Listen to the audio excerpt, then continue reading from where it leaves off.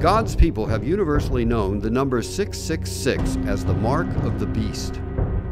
In 2005, however, biblical scholars uncovered early papyrus manuscripts that show that the number of the beast is actually 616. The number 616 has several interesting relationships to Barack Obama.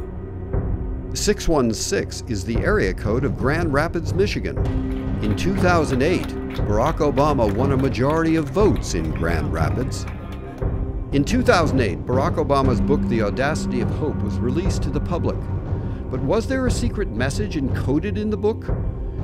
If you take the 13-digit ISBN number on the paperback edition, add the digits together and multiply them by 9.625, which is the score received by Maria Olaru, a gymnast representing the former communist country of Romania during the 2000 Olympics, you end up with 616, the mark of the beast.